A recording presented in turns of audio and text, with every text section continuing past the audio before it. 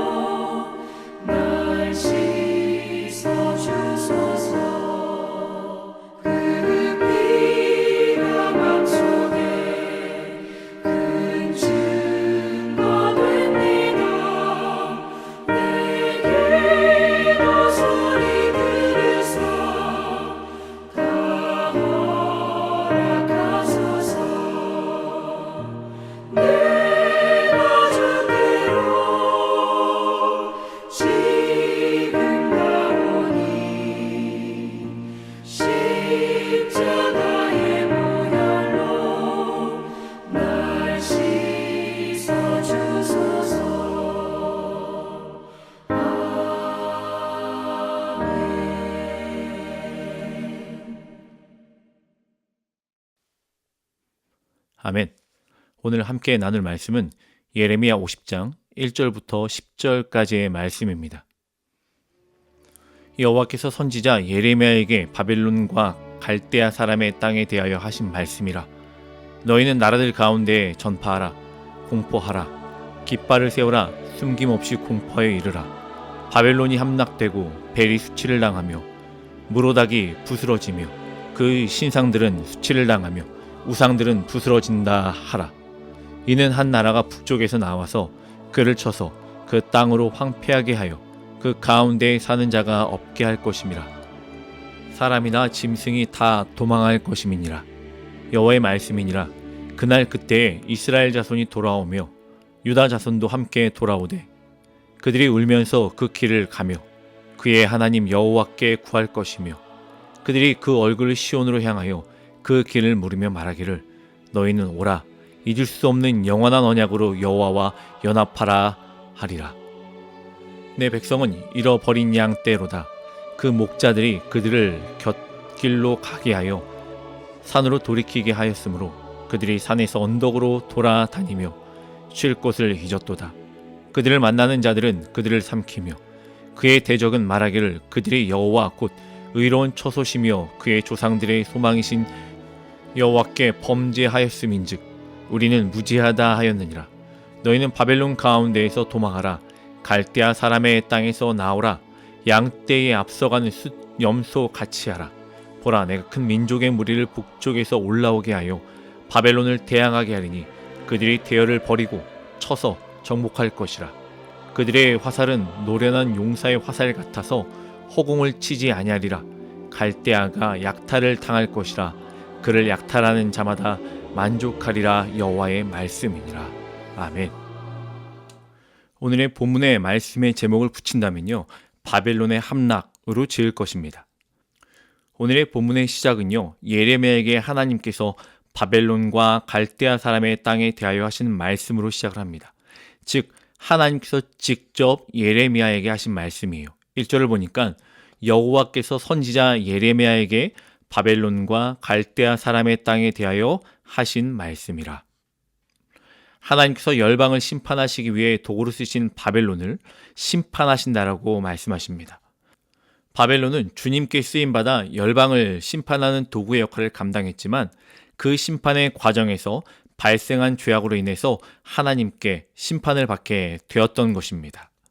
오늘 본문을 잘 살펴보면요, 바벨론이 섬겼던 우상이 수치를 받는다는 것, 또한 하나님께서 자신의 백성들을 다시 약속의 땅으로 돌아오게 하셨다는 것, 그리고 왜 하나님의 백성들이 길을 잃고 방황할 수밖에 없었는지에 대해서 말씀하여 주고 있습니다.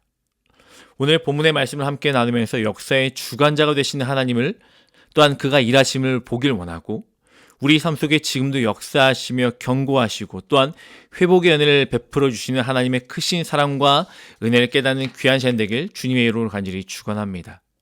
첫 번째로 살펴보고 싶은 것은요, 하나님은 바벨론이 우상으로 섬겼던 벨과 무로닥이 수치를 당하게 될 것이라고 말씀하셨다는 겁니다.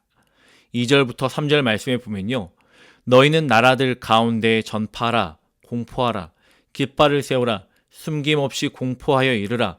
바벨론이 함락되고 벨이 수치를 당하며 무로닥이 부스러지며 그 신상들은 수치를 당하며 우상들은 부스러진다 하라.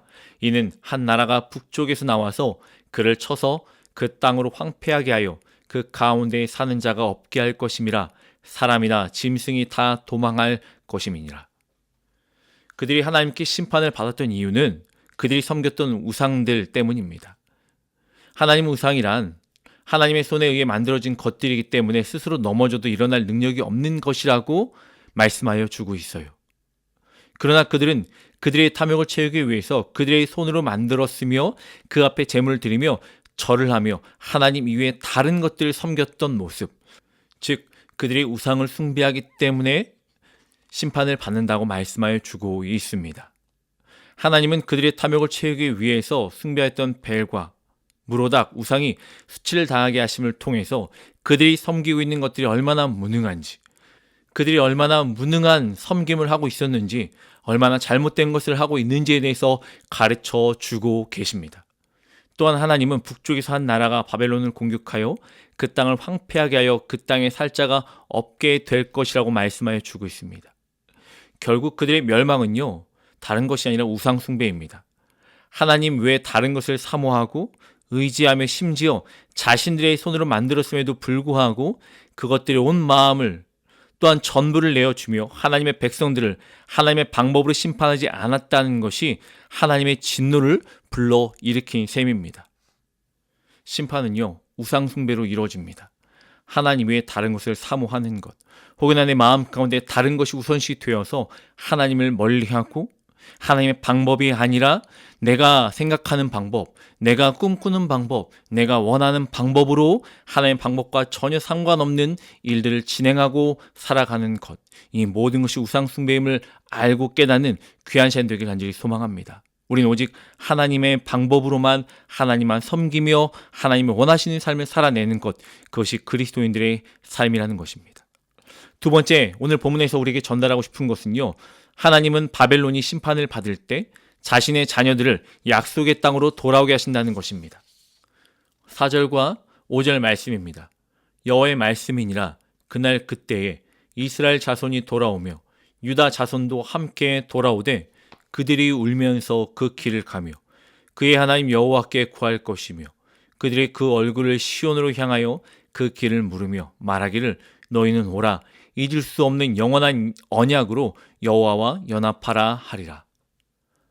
하나님은 바벨론이 북쪽에서 내려오는 한 나라로 인해서 심판을 받게 될 때에 하나님의 백성들을 잊지 아니하시고 하나님의 자녀들을 다시 약속의 땅으로 돌아오게 하신다라고 그 영원한 언약에 대해서 말씀하여 주고 있습니다.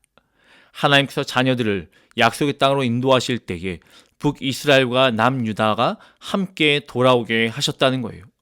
남유다와 북이스라엘 모두 하나님의 백성이라는 것을 알려주셨습니다. 하나님의 자녀들이 약속의 땅으로 다시 돌아올 때 울며 감사함으로 하나님을 찬양했어요. 그들의 눈물은 범죄에 대한 회개이기도 하며 약속의 땅으로 다시 돌아오게 하셨던 하나님의 크신 사랑과 은혜에 감사하며 감격하는 눈물이기도 합니다. 그들은 포로된 곳에서 해방과 자유를 주시며 약속의 땅으로 인도해 주신 하나님을 찾고 구하며 그들과 맺으신 영원한 언약으로 하나님과 연합하게 되었다는 그 사실 하나로 기뻐하고 즐거워하며 감사하는 삶을 살아내며 찬양하는 삶을 사는 것입니다. 하나님의 자녀들은요, 어리석은 죄악으로 심판을 받기도 하지만 하나님께서 구원과 회복의 은혜를 베풀어 주시사 울며 하나님을 찾으며 영원한 언약으로 인도하여 주시는 우리 아버지심을 기억해야 합니다. 범죄한 주님의 자녀들을 버리지 아니하시고 영원한 사랑으로 구원과 회복의 은혜를 베푸신 하나님의 크신 은혜에 감사하는 삶을 살아내는 사랑 성도님들 되시길 주님의 이름으로 간절히 축원합니다. 마지막으로 오늘 본문을 통해 나누고 싶은 말씀은요, 주님의 자녀들이 길을 잃고 방황했던 이유는 거짓 목자의 인도가 있었기 때문이기도 합니다. 6절과 7절 말씀해 보니까요, 내 백성은 잃어버린 양떼로다. 그 목자들이 그들을 곁길로 가게 하여 산으로 돌이키게 하였으므로 그들이 산에서 언덕으로 돌아다니며 쉴 곳을 잊었도다. 그들을 만나는 자들은 그들을 삼키며 그의 대적은 말하기를 그들이 여호와 곧 의로우신 처소이며 그의 조상들의 소망이신 여호와께 범죄하였음인즉 우리는 무지하다 하였느니라. 하나님은 범죄한 자녀들을 내 백성이라고 부르셨습니다. 하나님은 내 백성인 자녀들이 범죄하여 주님을 떠나 길을 잃어버렸던 이유가 바로 거짓 목자의 잘못된 인도 때문이라고 말씀하여 주고 있습니다. 버려두지 아니하셨어요. 그들을 내치지 아니하셨습니다. 그들을 내 백성이라고 부르시며 또한 그들의 잘못되었던 그 이유가 무엇인지에 대해서 그들에게 말씀하여 주고 있다는 거예요. 내 백성인 하나님의 자녀들이 거짓 목자로 인하여 길을 잃어 쉴 곳을 잊었습니다. 그들을 만나는 자들이 그 백성들을 삼켰고 대적들은 여호와의 백성이 하나님께 죄를 지었기 때문에 심판을 받는 것이지 자신들과는 아무런 상관이 없다라고 주장하며 자신들의 잘못된 인도와 거짓 목자의 인도에 대해서 부정하고 있습니다. 그 거짓 목자의 잘못된 인도의 결과가 무엇입니까? 9절 10절에 확연하게 나타나고 있지요. 보라, 내가 큰 민족의 무리를 북쪽에서 올라오게 하여 바벨론을 대항하게 하리니 그들이 대열을 버리고 쳐서 정복할 것이라. 그들의 화살은 노련한 용사의 화살 같아서 허공을 치지 아니하리라. 갈대아가 약탈을 당할 것이라. 그를 약탈하는 자마다 만족하리라. 여호와의 말씀이니라. 결과는 바벨론의 멸망입니다. 보라, 내가 큰 민족의 무리를 북쪽에서 올라오게 하여. 당시로서는 바사가 강대국 바벨론에 대항할 연합국의 주체 세력이 될 만한 가능성이 보이지 않았었어요. 그러나 역사의 주관자이신 하나님께서 미래에 되어질 일들을 미리 아실 뿐 아니라 역사의 흐름을 당신의 계획 속에 두시며 하나님의 방향으로 이끌어내셨어요. 그래서 BC 640년 고레스 1세가 왕위에 오르면서 안정된 기반을 구축해 가던 바사는 감비세스 1세의 뒤를 이어 고레스 2세가 등극하면서 메대를 점령함으로 중근동의 대권을 이어받을 준비가 되어지고 있었던 것입니다. 이후에 바사는 바벨론의 나보니두스 왕과 동맹을 맺었으며 BC 539년에 나보니두스가 아랍 원정을 간 사이에 당시 섭정왕 벨사살이 치리하고 있던 바벨론을 침략하여 완전히 점령하게 이르렀습니다. 그렇게 바벨론이 함락이 되는 것입니다. 사랑하는 성도 여러분, 역사의 주권은 하나님 손에 있습니다. 우리는 그분의 주권 아래에 있는 작디 작은 존재임을 기억해야 합니다. 우리가 할 수 있는 것은 그 하나님을 전적으로 신뢰하고 올바른 것이 무엇인지 지혜를 구하며 분별하며 그분 앞에 살아가는 것이 저와 여러분이 할 수 있는 최선의 길임을 기억해야 합니다. 오늘도 우리에게 한없는 은혜로 이끄시며 대적들을 때에 따라 무너뜨리시고 당신의 약속의 땅으로 이끄시는 하나님의 일하심을 기대하며 참된 평안함과 감사로 오늘을 살아가는 사랑하는 성도님들 되시길 주님의 이름으로 간절히 축원합니다. 함께 기도하시겠습니다. 우리 너무너무 사랑하신 하나님 감사합니다. 너무너무 사랑하시기에 하나님 잘못된 길을 가길 원치 아니하시며 때로는 채찍으로 때로는 엄한 볼로 우리를 다스리시며 그의 사랑을 보여주시고 다른 무엇보다 세상의 방법이 아니라 하나님의 방법으로만 우리를 이끄시는 하나님의 그 크신 은혜와 사랑에 너무너무 감사드립니다. 하나님, 우리의 삶 가운데 하나님이 살아계심을 삶으로 증명하며 하나님만 전적으로 신뢰하는 그러한 그리스도의 삶을 살아내길 원합니다. 그러게 우리 시선을 온전히 주님께 향할 수 있도록 인도하여 주시옵시고 하나님이 기뻐하시는 것이 무엇인지 분별할 수 있는 지혜를 저에게 허락하여 주셔서 오늘도 우리가 허락하셨던 모든 시간 가운데에 하나님을 기쁘시게 해드리는 그리스도인 될 수 있도록 인도하시고 축복하여 주시옵소서. 모든 영광 주께 돌립니다. 사랑합니다. 예수님의 이름으로 기도합니다. 아멘. 사랑하는 성도님들, 오늘 하루도 주님이 일하시는 그 한날을 기대하며 주시는 참된 평안함과 은혜 안에 감사와 기쁨이 넘치는 삶을 살아가는 성도님들 되시길 간절히 소망합니다.